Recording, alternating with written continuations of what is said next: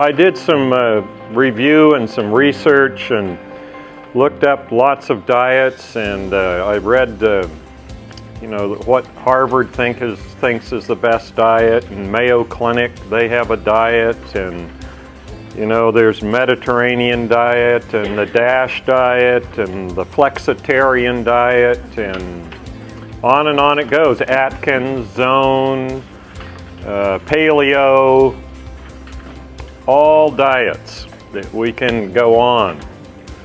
And so then I tried to look at, well, what are the common factors in the diets that are scientifically supported?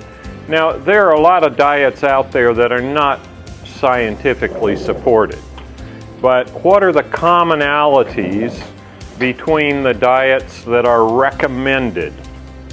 And so I've listed the three common variables there, or the three common constituents, I should say, of the top diets that are recommended. I looked at the U.S. News and World Report. They come out with the top this and the top that, the top colleges, etc. Well, they have the top 20 diets, and then why they chose them. So this can go on, and it's no wonder that we're all a little unsure in America what we should be doing. But here's three commonalities. One, all of the top diets, scientifically supported, recommend more vegetables, more fruits, whole grains, and seeds. They all recommend that. So we can be absolutely sure that based on the science, we should eat more fruits and vegetables and whole grains and seeds. That's a given. No one argues that, whether it's a Mediterranean diet, the DASH diet, the Flexitarian diet, the MIND diet, the Mayo Clinic diet. They all agree on that.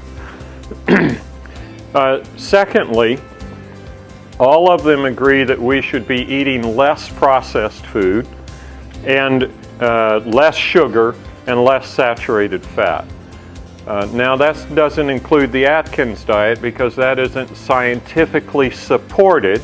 There is some science with that, and we'll come to that momentarily. Interestingly, today in JAMA, that's Journal of American Medical Association, the lead article was on diet. And they said, as you have right there, that for every 10% increase in ultra-processed foods, there's a 14% increased risk of premature death. Now that's impressive. Now what's an ultra-processed food? That's chips, and that's anything that comes in something crinkly, It's not bread. Bread is a processed food. An ultra-processed food is a snack food. It's cookies and candies other than the kind you had here, and that sort of thing. You know how much the American diet is made up of processed food? Like that, ultra-processed? About half. That's huge. For every 10% increase, you have a 14% increased risk of premature death. So that's another commonality. Everyone is recommending in the top scientific diets that we eat less processed food, less sugar, and less saturated fat. And they all agree on less red meat and less processed meat. All of the diets do. All of the top ones agree with that. There's one other thing that all of them agree on that I didn't put in and should have, and that is less salt. We are all eating more salt than we need. So those are the four big areas. More vegetables, fruits, whole grains, and seeds, less processed food, less salt, less red meat, and processed meat. Well, you ask yourself, why less instead of none, right? Why less processed meat instead of saying no processed meat? So I could say to you, it's good for your health that you smoke less. And you'd all agree with me, right? That's the same as it's good for your health if you eat less processed meat. Why didn't they say none at all, like we now say with tobacco? Well, that's a political and a taste thing, and really what these diets are trying to do is move you as far as they can toward a healthy diet without losing your attention. That's really what we're talking about, and there's some good reason for that, because if you recommend a diet that no one will follow, what good is it, right? So they recommend less processed meat and less red meat. You know, if I was visiting my sons this weekend in New Hampshire, and they have a neighbor who's 101, living in her own home and still independent. We went and visited her. It was delightful. She was engaged, and she remembered, you know, my daughter-in-law's name, and of course her baby, my grandson. They had a wonderful chat together, this 101-year-old and this less than 1-year-old. It was amazing to see the connection between them. And she is not on a strict plant-based diet, and she's made it to 101. So our bodies are made to tolerate some foods that aren't probably the best for us. Okay, so while I usually recommend very strict vegan, you know, unprocessed, you know, back up from that for a minute and say, all right, what's doable? What can I put up with? That's what the Flexitarian diet is about. That is a mostly vegetarian diet with occasional transgression. That's Flexitarian. And there's some good reasons to have that sort of a diet. If you have a disease, and that's what I'm usually talking about, people with a disease that they're trying to treat with diet, then we have to go much more strict.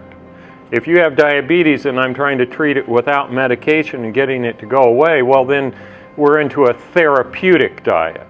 Or if you have coronary disease or a family history like I do of coronary disease, then we're talking a therapeutic diet and we're using food as medicine. But if you're generally healthy and generally want to live a general life, well then you eat sort of, you know, in the middle, and that's different. And that's where most of these diets come out. But when we're saying less instead of none, you've got to realize that there's a price to pay for that. If I'm going to eat processed meat once a week instead of every day, I'm still going to have a risk for cancer with that and heart disease. The same is true with sugar, and the same is true with red meat. What do you consider processed meat? Cold cuts, luncheon meats, hot dogs, sausage, that sort of stuff. If you can't identify where it came from off the animal, then it's been processed. All right, I don't eat okay? Yeah, that's processed. Okay. If it was just, you know, killed and hung somewhere and you cut some of it off, well, okay, that's not processed. But if it's been changed or ground up and you don't know what else they added besides, you know, muscle, if it's got tripe and this and that, and well, then that's processed. Or salted, or, you know, those sorts of things. So let's go on down the list here. Why have there been good results with weight loss with the Atkins diet? And can we get those good results without eating so poorly? You know, Atkins diet has been around for a long, long time, and it still does very well with weight loss. And an Atkins diet is very high protein and very high fat, and no carbs. And it's still way up on the top for weight loss. But if you look at populations, the thinnest people are vegans. Well, that's the antithesis of the Atkins diet, which is basically red meat and more red meat and cheese and more cheese.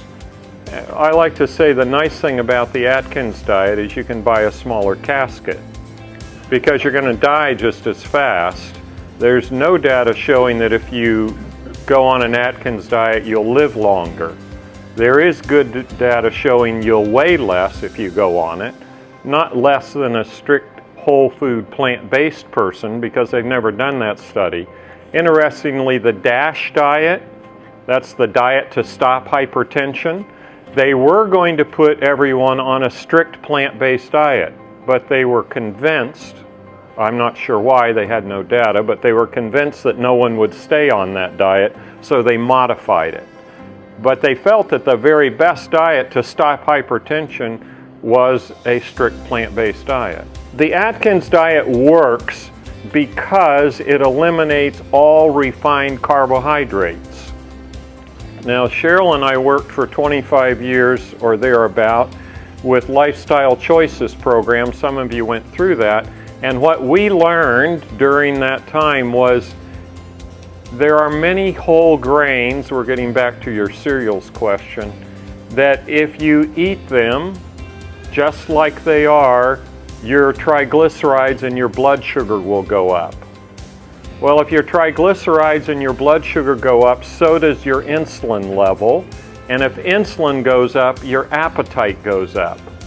And if your appetite goes up, it's really hard to lose weight. And what the Atkins diet does is it eliminates all carbohydrates, or almost all carbohydrates, so your insulin level drops, so you're not as hungry. Yeah, and eventually people get tired of it and they don't feel as well on it. No variety. Yeah, not a lot of variety, because the preferred fuel of the body is carbohydrate. That's what our brain runs on, is glucose.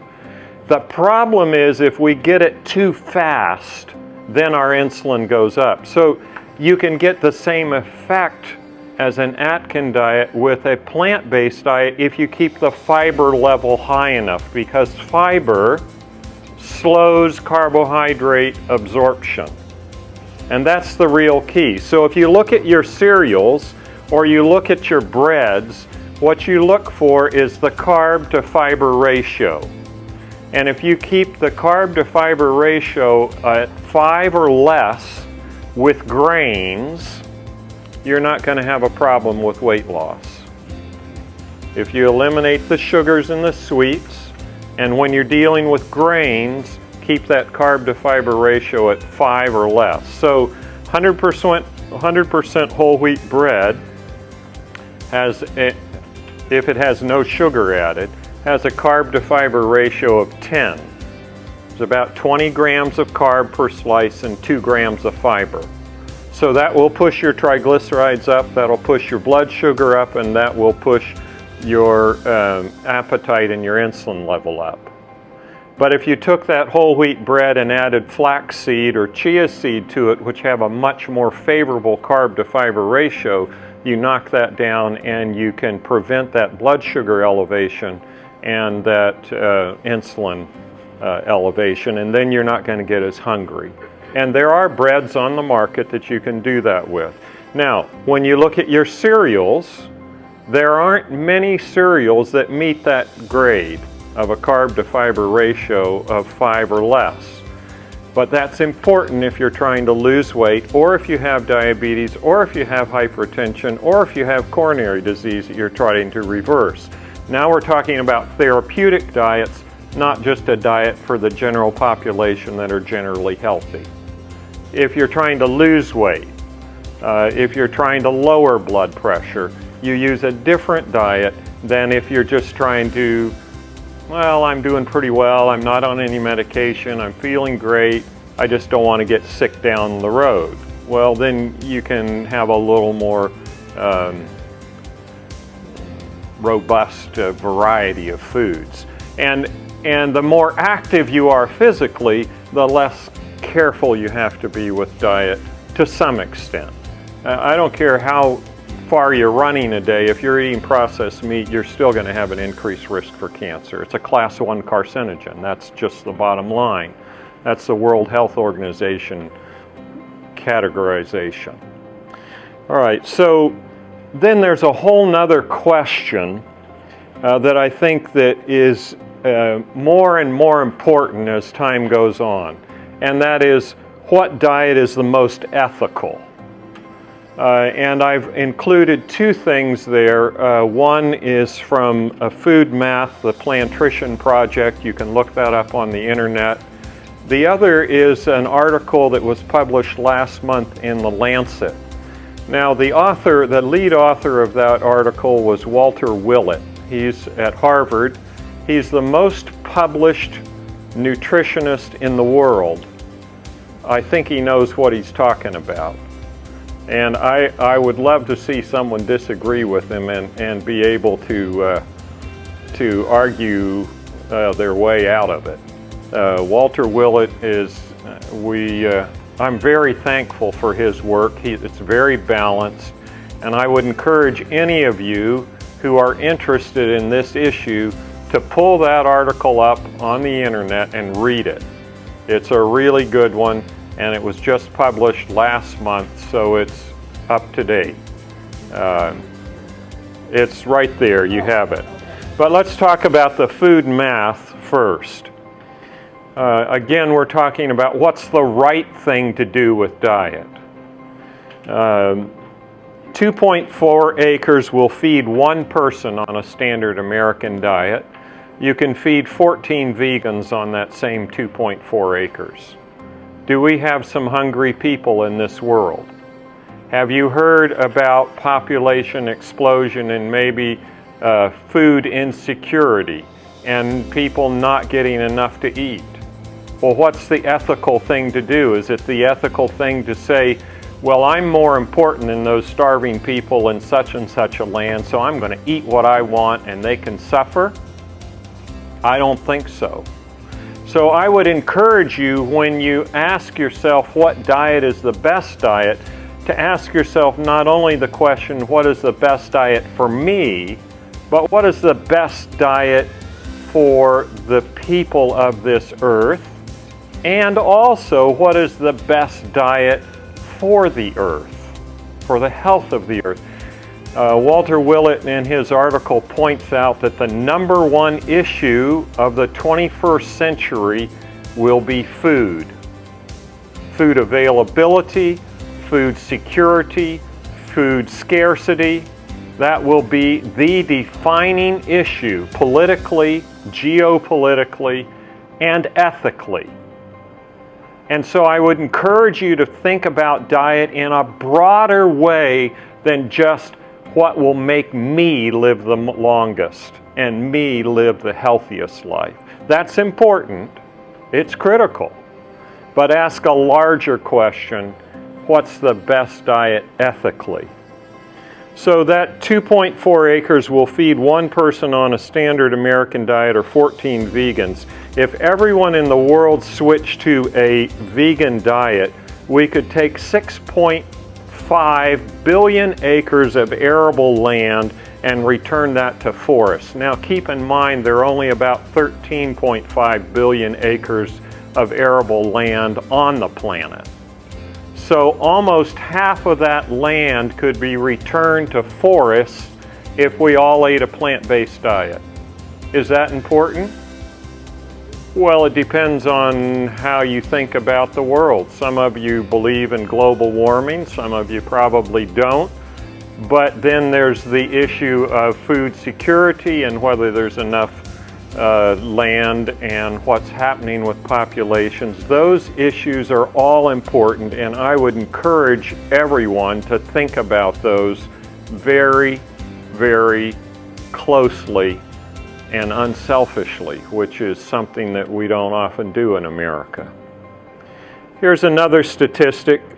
If everyone in the world switched to a standard American diet, it would take 2.5 worlds to feed us all. So you could say there aren't too many people on the world, just too many Americans. That stops me short, you know? That's something that I think we should all consider. Here's another very interesting bit of information. It takes 12,000 gallons of water to raise 10 pounds of beef. and 12,000 gallons of water is enough for the needs of a family of 4 for a year. That's for drinking water, washing, etc. How much is that 10 pounds of beef worth to you? Are there people in the world that don't have enough water? Yeah. Is it just because we eat beef? No. But think about the world, about the water sources, about global warming and what's happening to the big reservoirs of water under our country. In the Midwest, it's drying up. In California, they're mining water now. What does that mean? It means they're taking water out that will take thousands of years to replace. That's what that means. So be thoughtful when you eat about water and about food scarcity. So Walter Willett in the article there in Lancet said, the scientific targets set out by this commission provide guidance for the necessary shift, recommending increased consumption of plant-based foods, including fruits, vegetables, nuts, seeds, and whole grains. Does that align with the healthiest diets? You bet it does. So what's healthiest for the planet is also what's healthiest for us. It's really simple. While in many settings, substantially limiting animal source foods. Now, why did he say in many settings? Because there are settings where all they eat is animals, and there's no arable land. They can graze goats, but they can't raise crops. Those are not where the largest population centers are, I can tell you that. But there are nomadic tribes in marginal land who can't raise crops. And we're not shipping them any food because we need it all, and we eat it all. So that's why that caveat is there. The Eat Lancet Commission recommends that the intake of red meat be cut to 1 ounce per week per person. Now that's a big cut, and they recommend the same with white meat. Okay, so 3 ounces is the size of a deck of cards. Okay, folks, get out your markers. You know, you get about that much red meat, about that thick, and about that much fish, and about that much chicken. Well, if that's how much you ate, I wouldn't worry about it. I mean, I wouldn't worry about your health on it. Because many years ago, a nutritionist at the University of Iowa said this: in the prudent American diet, animal products should be used as condiments. What's that? Seasonings or flavorings. You know, a little chicken in the soup, a little bacon in the beans, you know, beef in the stew, small amounts. And if we used it like that, it would be best for the planet, unless you went all the way, which would be even better, but and the planet could exist. And I really think that's the take-home lesson. We need to see a major shift in the way we as a nation and we as a Western world are eating, if the planet is going to survive and if we are going to have the best health. It's interesting because we're getting a convergence of information. And no matter where you look, if you look at all the science, you're seeing the same thing. More fruits, more vegetables, more whole grains and seeds, more nuts, less animals, many, many less animals. And you know, something I haven't mentioned that's important to many of us is, what about the animals? You know, most of us would never eat our dog, right? Or our cat. But is a cow less of an animal than a dog? I grew up on a farm. We didn't eat meat, but I had lots of cows as pets. They make wonderful pets. They'll follow you all around. They'll pull your cart. They're lots of fun. They'll eat your garbage. You know, they waited for me every morning. I'd throw out the kitchen scraps and they'd be there stomping and, you know, shaking their heads, and, you know, they'd eat right out of your hand. They're wonderful pets. Why is it that we have this, you know, animals are amazing creatures, and it's a little disturbing to me that we live by killing when we don't have to. I don't have a problem if I'm driving down the road and there's an elderly person crossing the road and a cat, and I got to hit one of them. I don't have a trouble choosing which one, because I think there is a rank order in life. But I think we all lose when we don't treat all life with care and concern. And I encourage you to be part of a kinder and gentler world. There's one other thing that I haven't mentioned, but I will just touch on this, and this has to do with organic versus non-organic. There is no question now that people consuming organic foods have lower cancer rates. That's been published in good journals recently. But there's something even perhaps more important than that, and that is, what are pesticides doing to our insect population, and what does that mean to us? You may or may not be aware that currently the insect population is being reduced by 2.5% per year. That would be okay if it was all mosquitoes and ticks. But unfortunately, it's not restricted to that group. Our pollinators are being knocked back 2.5% and more a year, and that has disastrous potential for our existence on this planet, and that's traceable directly to pesticide use, without question. So eating organic addresses that.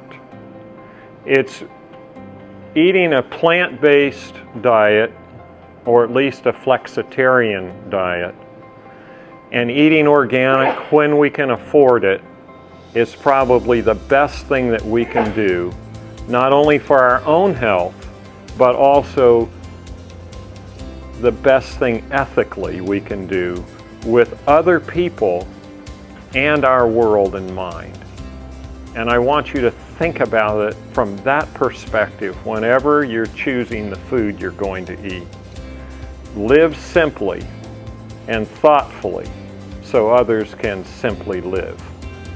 And I think that's what you really need to do when you're buying your food.